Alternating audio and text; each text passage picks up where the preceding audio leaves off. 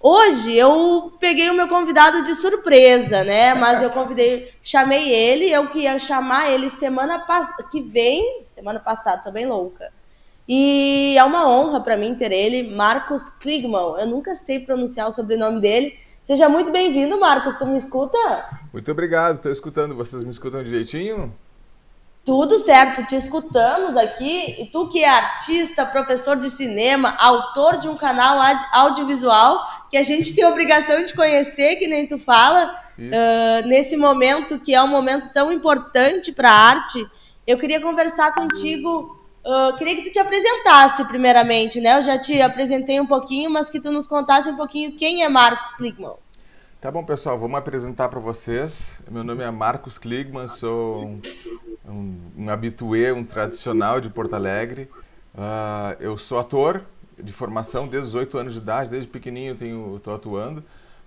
Aos 20 e poucos anos eu comecei um programa, não, 25, quase 30, comecei um programa de televisão que foi pioneiro na região sul do Brasil, era o POA-RS, passava na Ubra TV. Depois ele foi para TV, para RBS, né? Virou Vida Normal, virou outro nome, e assim eu me tornei pioneiro. Aí eu fundei uma produtora e hoje em dia eu dou aulas de cinema, além de toda essa agitação, ter um canal e dar aulas e fazer filmes, trabalhar para Globo, enfim, é uma vida louca, gente. Quem te conhece sabe que tu faz muitas coisas, principalmente quem é da área do teatro, quem é da área da arte. Recentemente eu recebi aqui o SATED, a gente conversa muito sobre teatro, sobre cinema. Eu queria que tu me contasse um pouquinho se existe uma diferença muito grande entre o teatro e o cinema. Como é que é essa diferença para quem é ator? Como é que funciona? Para quem é ator é muita diferença, né? Porque no teatro a gente fica um pouco afastado do nosso público de metros de distância, então e o público sempre enxerga o nosso corpo inteiro. Então a gente sempre faz movimentos grandiosos, sempre tudo grande, e olha, e pessoas de teatro são expansivas. Enquanto isso, o cinema permite, até gosta de pessoas um pouco mais tímidas e o cinema é invasivo, né? A câmera chega a ver a ruga do teu olho, chega a ver microexpressões, então o movimento é muito mais naturalista, muito mais íntimo enfim, essas são apenas algumas mudanças, algumas diferenças. Na verdade, existem várias, porque quando a gente faz uma peça de teatro, a gente vai entender, a gente faz a história do começo ao fim, o público assiste a história na ordem cronológica.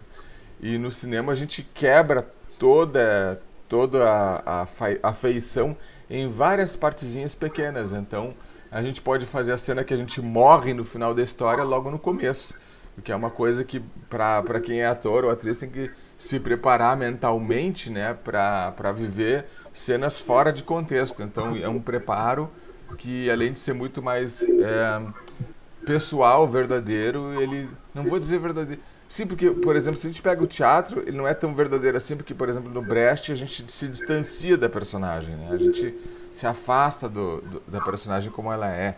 E no cinema não, a gente vive aquela vida com intensidade. Essa é uma das diferenças. E atrizes de teatro às vezes sofrem com isso na hora de viver um filme no cinema.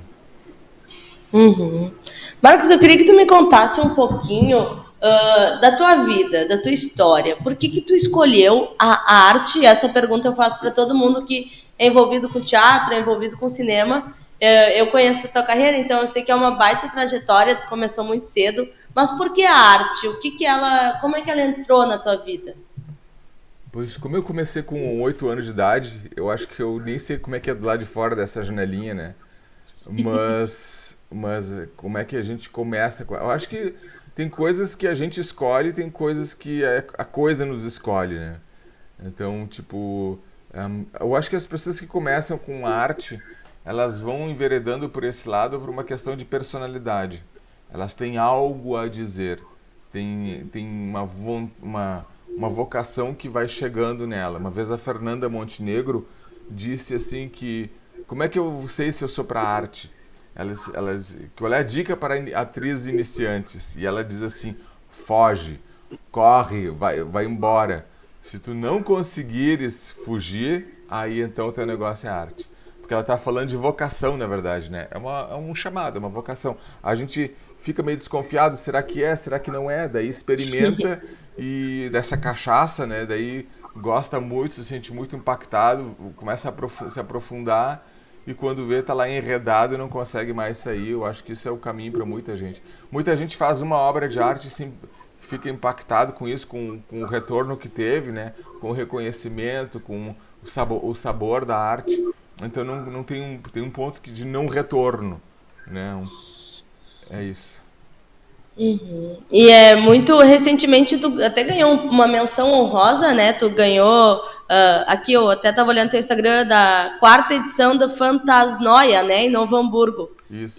Mas para ti não foi o teu primeiro prêmio, não foi a primeira menção assim que tu recebeu. Qual o significado dessa e de outras vivências que tu já teve? A gente vê os prêmios. Eu vou dizer uma frase do Abujanra, tá? Eu vou citar o Abujanra. Ele diz que o sucesso e o fracasso são dois impostores. São impostores por quê? Porque eles tentam modificar a tua visão sobre ti mesma. Então, quando tu faz uma coisa de muito sucesso, parece que vem aplausos, parece que as pessoas te querem ali e parece que tu se sente o máximo. E também quando é uma situação de fracasso, tu se sente para baixo. Então, quem está no mundo das artes deve passar por cima do sucesso e passar por cima do fracasso. Então, os prêmios eles são interessantes. O ano passado eu ganhei e ao longo desse ano também eu fui ganhando vários prêmios pelo filme Teste de Elenco que eu dirigi. Então, prêmios na Europa, prêmios em Minas Gerais. As menções honrosas, elas não são prêmios da categoria propriamente dita, elas são quando o festival encontra algo que é além do júri, né? E então eles dão uma menção honrosa. No caso, o Ricardo Iorzi, que era jurado do Fantasnoia, ele me reconhece há muito tempo como ator e como produtor, enfim, e ele viu nesse filme uma possibilidade da menção honrosa. Então são aplausos suspeitos, desculpa aí, Ricardo, mas são aplausos suspeitos porque a gente enxerga que tem uma pessoa que pode parecer um pouco panelinha, né? E às vezes são fatores que não são estritamente técnicos. Mas eu vou falar uma coisa sobre festivais. Os festivais no Brasil, todos eles, quer dizer, todos eles não, mentira, mas a grande maioria não seguem critérios exatamente técnicos. Não é que nem o Oscar que junta um monte de diretores de fotografia para julgar só a fotografia.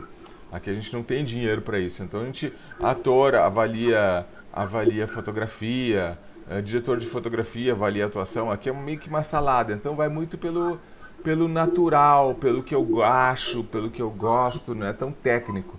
Então as pessoas mais bem relacionadas acabam ganhando prêmios, ou as pessoas mais simpáticas ou charmosas, sei lá, acabam ganhando prêmios. E isso é um pouco eu vejo com um pouco assim, porque a gente precisa ter critérios técnicos, mas a gente não tem dinheiro para isso. Mas essa trajetória de prêmios, infelizmente, como eu não sou tanto do teatro, sou mais da televisão, né? Eu fiz muita televisão e cinema.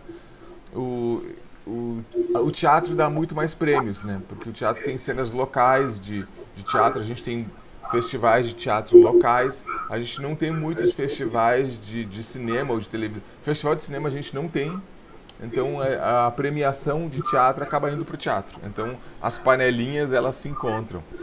Mas prêmios são coisas pra gente se divertir e tal, mas aqui no Brasil a gente não leva muito a sério, assim, a maioria dos prêmios, eles são, quer dizer, eu que sou velho nessa área, é mais uma gandaia, assim, é mais um momento que a gente se encontra, se diverte, mas, deixa eu falar a favor do Fantasnoia aqui. O Fantasnoia é um festival de Novo Hamburgo, né, um festival da Fevale, por isso que chama Noia, né, porque é o Festival Fantástico de Noia, que é a apelido de Novo Hamburgo. E a Fevale está de parabéns, eles abriram um teatro, fizeram um grande festival. A gente tem dois festivais, que é o Fantaspoa e o Fantasnoia de cinema fantástico. E isso está criando aqui na região sul um polo de premiação e de produção de cinema fantástico, que é muito bom, porque é uma linguagem, a gente não tem uma linguagem tipicamente brasileira. A gente tem, de linguagem brasileira, a gente teve a porno chanchada, que já não existe mais, e um pouco de cinema policial, assim, um pouquinho, mas agora está surgindo esse cenário de cinema fantástico, que é muito bom, fantástico não é terror, cinema fantástico não é fantasia, é uma coisa ali entre esses aí, que é isso aí, é o fantástico, quer dizer, uma coisa que beira o surrealismo e é uma linguagem nova que a gente está começando a criar e é bom porque a gente vai ter uma identidade cultural relacionada a isso. Então, parabéns pro Fantasnoia. O legal do Fantasnoia é que é uma coisa que teoricamente a gente ainda pode chamar de novo, né? Que está surgindo e muitas coisas acabaram surgindo também durante a pandemia. Se a gente pensar, tu na parte da TV, mas eu vou trazer um pouquinho para o lado do teatro também. O Sim. teatro se tornou visual, audiovisual. É. Muitas peças foram feitas no audiovisual. Mas eu queria saber para ti como é que foi a pandemia, como é que foi a tua carreira, como é que foi o cinema, parou, em algum momento tu pensou em desistir, como é que tu viu os atores e te viu durante esse tempo que a pandemia ainda não acabou, mas aos poucos estamos, né, retomando. Então eu queria saber como é que foi esse momento para ti. Bom, a pandemia chegou, fechou todos os cinemas, ainda existiam os streamings, mas por uma questão de política, o cinema do Brasil parou, não houve cortes em todas as áreas de cultura, houveram cortes. Então o pessoal das artes sofreu bastante, inclusive eu participei do workshop solidário, que era um encontro que as pessoas, que profissionais davam cursos de graça não, mas cobrando taxas, e essas taxas iam para a manutenção dos profissionais. E até hoje os festivais estão precisando os festivais não, estou viajando, os técnicos estão precisando de auxílio até para comprar alimentação, para complementar a alimentação ou pagar aluguel, conta de luz. Então houve realmente uma estagnação total na área da cultura. É preciso dizer que cinema, por exemplo, teatro, são atividades comerciais bem lucrativas. O cinema emprega muita gente e o fator cultural, né, é muito intenso. Falando de soberania, um pequeno parênteses dentro dessa conversa, se me permite, Claro. falando da questão da soberania, uma nação rica culturalmente, uma nação rica até financeiramente, é uma nação que se importa com a sua soberania, os seus valores. Lá no tempo do Ariri Pistola, a gente podia falar o brasão nacional, o hino, essas coisas. Hoje em dia, as escolas a gente não canta mais hino, tudo. O nosso reconhecimento cultural se faz no cinema. Então, se a gente não cria uma identidade nacional, o que a gente faz? Porque a cultura não deixa de existir nunca. A cultura, assim, tu pode tirar todo o dinheiro da cultura, mas ela não deixa de existir. O que as pessoas consomem é coisas internacionais. A gente começa a importar a cultura de outros lugares. Então, por isso que é muito importante a gente valorizar o nosso como uma forma de patriotismo. Então, quando a gente corta a cultura, na verdade, a gente está atingindo o nosso lado patriótico. A gente precisa de investimentos em cultura. E sem cerceamento, né? A gente precisa de cultura de toda forma, porque cultura diminui até o índice de criminalidade. Adianta muito, às vezes adianta mais se investir em cultura do que em polícia. Porque uma região, por exemplo, ali uma aldeia, uma favela, um bairro lá, que tem uma atividade cultural numa praça, que tem alguma coisa acontecendo naquela região ali, um cinema de bairro, algum cinema coletivo que as pessoas se encontram, esse lugar aí ocupa um espaço público. E quando a gente ocupa um espaço público, ali não vai marginal. Ali não vai e até o cara que ia se tornar bandido, que ainda não está se tornando bandido, ele encontra unidade, ele se encontra entre seus amigos, ele cria novos valores, né? Então é por isso que eu já me viajei, já nem sei o que a gente estava falando.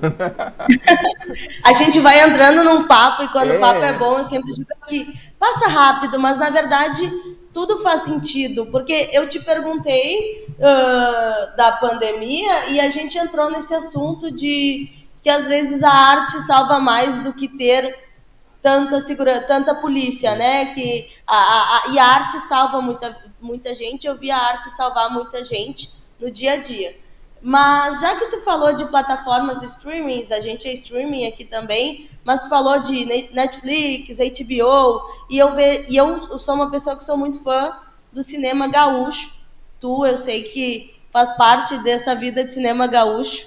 Eu queria que tu nos contasse um pouquinho, não vou contar, mas que tu nos contasse um pouquinho da tua vida no cinema gaúcho e que tu trouxesse a tua opinião em relação a tantos streamings que estão surgindo. Eu vi muitos atores, eu vou usar Globo como um exemplo, porque quando a gente fala ator, na cabeça das pessoas só existe Globo, né? Quando a gente fala de ator e que não é. Mas essas plataformas ajudam, não ajudam? Então, eu vou pedir para te começar contando da tua vida no cinema, dos teus trabalhos, e depois nos contar um pouquinho dessas plataformas, o que tu acha? Vamos lá. Então, como eu fiz os dois primeiros programas de televisão, depois eu tive um outro programa de televisão que eu dirigia na Obra TV chamado Dom Feliciano, que era de um cara que chegou aqui no Brasil aplicando vários golpes, e aí ele ia conseguindo uma graninha, conseguiu escalonar uma vida de sucesso dando golpes, e depois disso eu comecei a fazer Pelim Filmes, a fazer vários comerciais e clipes e filmes. E depois disso eu comecei a fazer curtas. A gente tem muitos curtas, né? Fiz o filme da minha vida, que eu era irmão do Selton Mello. Fiz A Luz dos Olhos Meus com Edson Celulari. Enfim, a gente vai fazer... Na verdade, eu vou te falar bem sincero, assim. Eu nem sei tudo que eu fiz. Porque eu nem me recordo, porque a gente fez, assim, depois a gente... O personagem tem uma etapa que a gente vai ligando, né? Que é para entrar na personagem. Depois, dependendo da personagem, a gente vai desligando. Eu fiz com a Júlia Zanin de Paula, que é uma gaúcha de Porto Alegre. Eu fiz o filme Mãe dos Monstros, esse é o meu filme mais premiado. Esse Mãe dos Monstros levou ela a viver como de cinema lá em Nova York. Olha que luxo, né, gente? Nova York. Eu tô indo para Novo Hamburgo, ela foi para Nova York. Mas, Mas é quase igual, é quase do lado. tudo tem torre, né? Tudo tem prédio, então é igual. E aí esse filme Mãe dos Monstros ganhou 21 prêmios e foi esse filme que me deu o prêmio agora no Fantasnoia de palhaço assassino. Inclusive são cenas bem tensas, né? Que a gente tem que viver esse personagem, então é uma coisa que abala muito o coração. E sobre streamings, eu tenho o teatro hoje em dia, ele aos poucos estão começando a voltar às peças presenciais. Mas até então o que estava acontecendo era um teatro online, né? A Cici, uma atriz Cici, ela falou de quino teatro, ela inventou não sei se ela inventou ou se já existe a expressão quino teatro, mas sei que o teatro de oprimido, a Terreira da Tribo, o Marcelão também, um monte de gente, Marcelão falando assim, como se todo mundo conhecesse, Marcelo, eu não me lembro o nome dele, o sobrenome dele, mas enfim, o pessoal fez vários grupos, o grupo Útero, né, eles fizeram vários teatros que é para assistir em streaming. Então vai no Simpla, compra o ingresso e assiste essas peças. Eu sei que o Ocidente está fazendo umas peças, vai fazer umas festas ali que vai ser presencial, mas com pouca gente, mas com uma transmissão via para quem quiser ficar em casa. Então está sendo um processo híbrido. Realmente o streaming nesse momento ganhou muito peso. E, inclusive, quando começaram a dar aulas de cinema, eu comecei com o EAD, fiz o EAD mais completo do Brasil, 5 horas de material gravado, gastei minha língua. E aí a gente está vendo que o streaming, a pandemia fez com que o streaming viesse para ficar. Então, porque as pessoas mudaram a cultura. Porque essa pandemia ela não vai acabar, a gente já sabe que ela não vai acabar, a gente vai ter que usar máscara, como se faz até hoje, né? Desde antes da pandemia na China, no Japão. Pessoas saem na rua de máscara, né? Não sei que queiram ficar doentes. Então o streaming é uma boa opção. Muito da tecnologia avançou rápido na época da pandemia, porque enfim, o pessoal estava em casa, né? Tinha que fazer. Então interatividade a gente já testou antes naqueles programas Você Decide, e daí depois de um tempo baixou, murchou, porque quanto mais mídia de massa for, quanto mais para povão for, o que as pessoas... O que é mais simples? Não pedir para ninguém decidir nada. Não decide, eu quero sentar aqui na frente e desligar a minha cabeça. Eu não quero ter que ficar pensando. Não é telecurso, sabe? Para ficar pensando. Você vai pensar, muda de canal. Então, programas como Você Decide, que incitavam debates, foram deixados de lado. Mas aí cabe para quem Isso diminuiu um pouquinho a interatividade. A gente pensou que a internet ia aumentar a interatividade para sempre. E aí quando a gente acabou vendo, não, acabou ficando uma coisa meio empatada ali. Não aumentou a interatividade. Em alguns grupos, sim.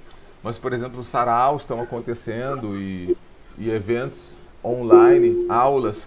Mas o que eu falo sobre teatro? Bem, agora o teatro vai voltar. E ele já volta de uma maneira tecnológica. Ele já volta colocando, por exemplo, o videomapping junto com a luz, ou às vezes até substituindo a luz, que eu acho assim meio. Mas às vezes, por questão financeira, a gente coloca a projeção, né, com vídeos projetados sobre a tela, até no lugar da luz, mas complementando. Eu fiz uma peça já, dirigi uma peça que o elenco ficava com uma tela, que é como se fosse atrás de mim, assim. Isso era o cenário porque a gente ia filmar e importava muito a filmagem. Então a gente tinha que se preocupar com o audiovisual, na coisa filmada, e também com a coisa presencial das pessoas ali.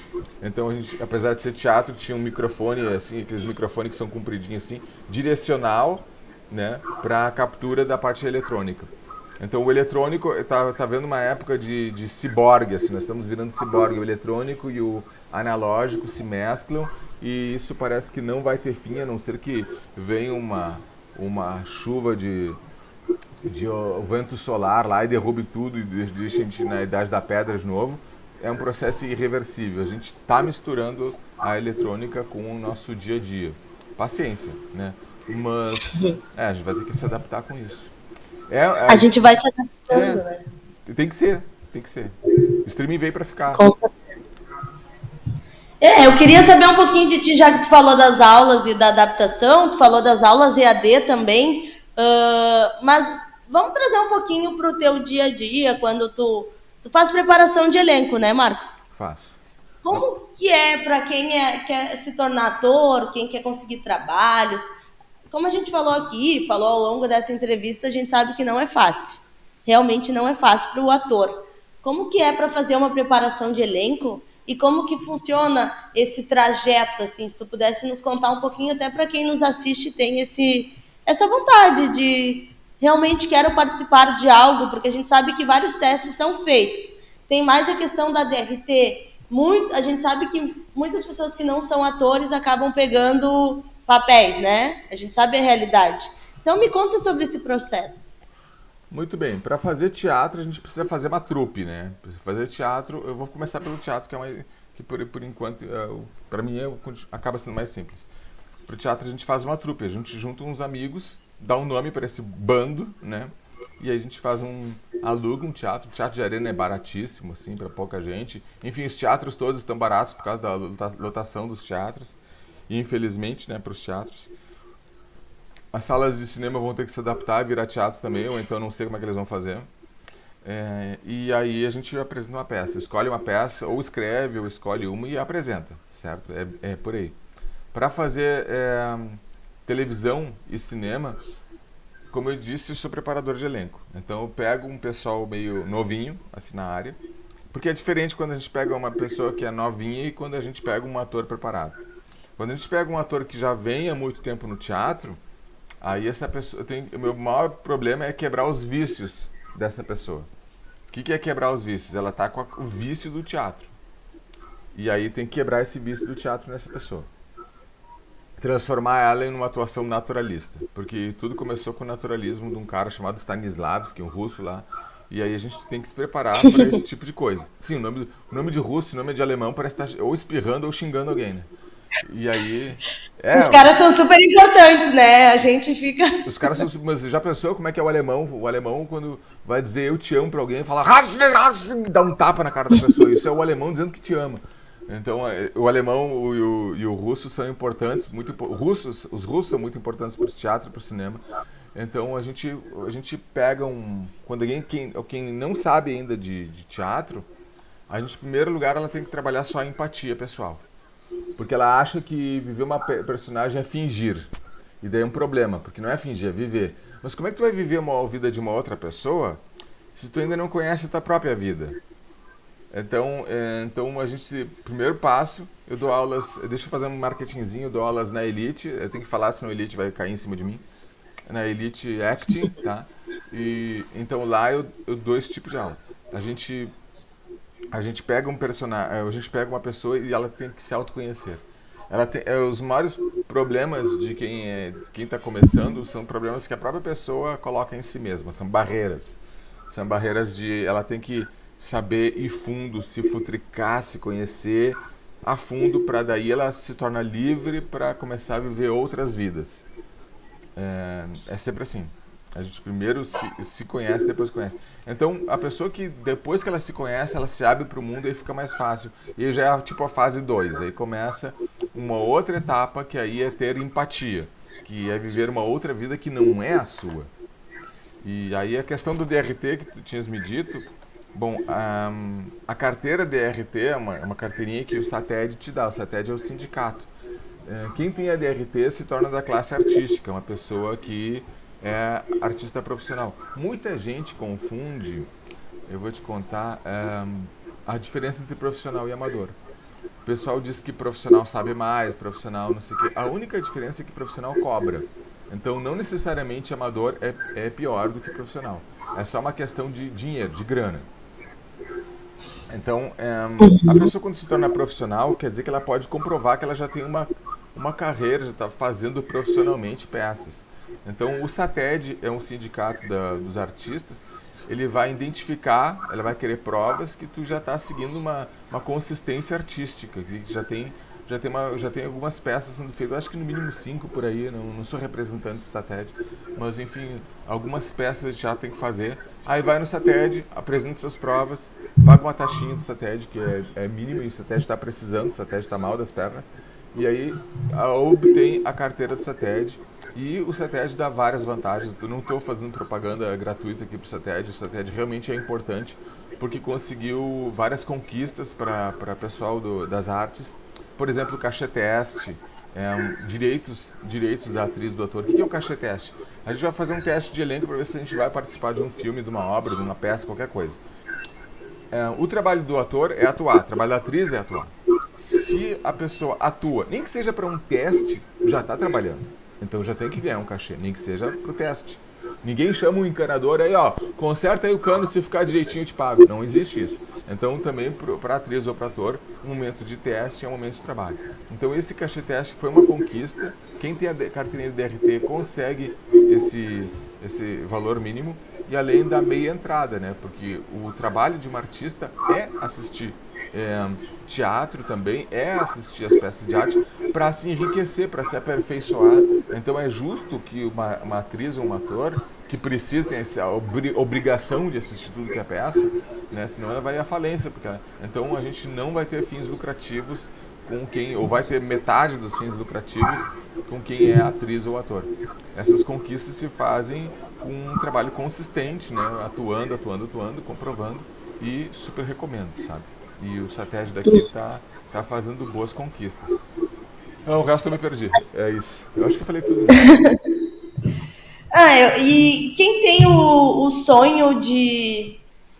Já que a gente falou de Globo, eu posso falar de ser ator da Globo ou ser ator de TV. Quando a gente começa no. Porque geralmente, que nem a gente falou, começamos pelo teatro. Como é que existe possibilidade de atuar só na TV, de ser ator da Globo? Que dica que tu daria para quem está nos assistindo e tem essa vontade? Não, pare, não se deslumbre. Como é que funciona? Sim, para quem quer ser atriz da Globo, a primeira coisa que eu digo é não pense em ser atriz da Globo. Porque se tu colocar esse objetivo, vai gerar muita frustração. O que a Globo ou o Netflix ou qualquer coisa grande que a gente sonha, o que eles vão querer ver? São pessoas que são do mundo artístico, não são do mundo da fama. A Globo até tentou botar youtubers, não sei o quê, mas agora o satélite do Rio de Janeiro veio a cavalo em cima deles e disse que não dá, não é assim, não é, chega dessa palhaçada, porque queriam só pessoas famosinhas. A televisão, puxa, ela objetifica um pouco, como é mais simples, coloca muito beleza padrão ali. Então pessoas com beleza padrão acabam tendo mais sucesso e é uma coisa que... Então, por isso que, por algumas fragilidades sociais da televisão, atrizes que estão fazendo novela, por exemplo, acabam querendo fazer teatro. Porque as pessoas que estão se dando bem na Globo acabam querendo fazer outras coisas, acabam voltando pro roots, porque não se sentem completas fazendo televisão. E realmente televisão não dá, para quem é artista, televisão não é grande coisa. Eu te digo porque eu trabalhei com televisão, às vezes chegava para nós um calhamaço. Sabe aqueles cadernos de 250 folhas de universitário, aqueles cadernão? Chegava um negócio desses aqui por mês, toma, buf, decora. Daí as pessoas na rua, os fãs chegavam assim, nossa, adoro teu programa, fica tão natural, nem parece que vocês decoraram. E a gente fica, pois é muito ensaio, né? Porque na verdade não tinha nem condição disso aí, né? Então a gente tem que saber como é que uma cena começa, como é que a cena termina e vai, chuta o resto, vai de qualquer jeito. Então no cinema não, no cinema a gente pensa cada coisa detalhadamente, a gente faz as coisas justificadamente, faz tudo muito bem certinho. Para quem quer ser atriz de Globo, quem quer ser atriz grande, assim, ter fama, em primeiro lugar, a mesma frase, eu volto àquela frase do Abu Janra, esquece sucesso. É porque o sucesso vai te dar frustração. Quem persegue o sucesso só vai colher frustração. Então esquece essa coisa do sucesso, por favor. Não vá atrás do sucesso, porque teu tempo de validade vai ser muito curto, teu tempo de duração nas artes vai ser curta, vai se frustrar, vai acabar fazendo outras coisas, vai, sei lá, vai preferir uma coisa mais mística e vai abandonar ali as artes. Quem fica e quem acaba sendo chamado são pessoas que têm sangue nos olhos, que não se importam com o sucesso ou com o fracasso, se importam só da sua arte. E acaba sendo que são essas pessoas que, olheiros ou headhunters, caçadores de talentos, são essas pessoas que dizem, essa aqui que é interessante. Por quê? Porque tu vê sangue nos olhos dessa pessoa, tu vê a alma nessa pessoa. E essa é a dica que eu dou. Para quem quer continuar, não adianta sonhar com aplausos ou com reconhecimento. Quem busca ego, quem busca satisfação, quem busca reconhecimento, não é por aí. A gente não tem que agradar. Isso é uma coisa que muitos preparadores de elenco grandes, Sérgio Pena, Nara Sacaria, são grandes preparadores de elenco do Brasil, dizem assim, a gente não deve tentar acertar. Quando quem quer acertar, acaba seguindo uma fórmula. E a fórmula sempre é um processo industrial, que vai empacotar todas as pessoas no mesmo quadradinho, vai tornar todo mundo igual. Se a gente ficar todo mundo igual, aí por isso que a televisão acaba pegando beleza padrão, sabe? Porque o que vai ser critério? Vai ser beleza padrão, porque né? é tudo insosso, inodoro, insosso, insípidos, parece uma água, só que nem refresca. Então a gente precisa mesmo de pessoas que acreditem na coisa da arte, na sua entrega, que aplauso seja uma coisa legal, mas que o que bate no coração por exemplo, assim, eu vou dar um exemplo prático aqui. A pessoa está num palco atuando e ela viu que impactou o público lá do outro lado, sentadinho nas cadeiras. Isso é o verdadeiro aplauso. Isso é o que bate para ela aquela satisfação, eu mandei bem. Pode ser um monte de maneta, ninguém bate palma no final, beleza, mas se bateu nas pessoas, se despertou o gatilho nas outras pessoas, se fez aquela conexão, aquela ponte, é isso. É isso, a conexão. Não é aplauso, reconhecimento. Às vezes tem gente que fica feliz porque a mãe foi aplaudir. Claro, a mãe vai aplaudir qualquer coisa que tu faz. O que parentes, alguma coisa assim. A gente se ilude muito com essa... A gente está num mundo muito Instagram, um mundo de aparências, então a gente só quer o reconhecimento e a aparência. Isso é uma coisa típica do Brasil com essa cultura, né, que a gente teve uma cultura histórica de aparências, assim, de como as pessoas de fora nos veem, não como nós realmente somos. É preciso que a gente acredite na coisa da arte para ser tangível no coração das pessoas. E aí elas vão te aplaudir doendo a mão, te aplaudir com raiva, ou então vão sair do teatro, ou vão sair do cinema com raiva de ti. Não importa, a gente não está ali para agradar, a gente está ali para provocar alguma coisa. E dá para viver de arte em tempos atuais? Dá sim. Dá sim, tranquilamente. Aí minha mãe tá aqui, comprei apartamento para ela. Beijão. A gente não vive da arte pura. A gente não vive da arte mais sonhadora e mais pura. Mas atrizes também são atrizes e produtoras. Atrizes também são atrizes e às vezes vão para uma outra área. Porque, por exemplo, assim, a gente pensa assim, dá para viver da arte? Olha só, qualquer aptidão que tu tenha que não seja arte, serve para a arte. Ah, eu sou contador, eu faço planilhas no Excel. Posso trabalhar com cinema? Claro. O cinema precisa de horrores de planilha de Excel. Ah, sou engenheiro, sou eletricista. Vem, só vem. Então tem gente que tem um pensamento artístico, mas não deve ser puramente arte. Vai trabalhar com outras coisas também associadas com a arte. Vai fazer um evento, às vezes a maioria, vou dizer assim, ó, a maioria esmagadora, tá? De cineastas ganham o seu din-din fazendo publicidade. Então vai lá, faz um comercial de absorvente, a mulher linda cavalgando num cavalo, jogando tênis enquanto tá de Chico lá. Aí depois, sorridente, sabe? Super feliz, parece que tomou uma boleta lá. E depois disso, larga esse comercial de lado, ganhei meu dinheiro aqui. E agora vai fazer arte. Pega e vai fazer uma coisa autoral, uma coisa significativa pro seu coração. Então a gente vive de arte tranquilamente, a arte dá um bom dinheiro, sabendo quais são as áreas, né? Porque a área comercial, às vezes um evento, mas isso não é a arte, isso é um preconceito que eu tinha, sabe?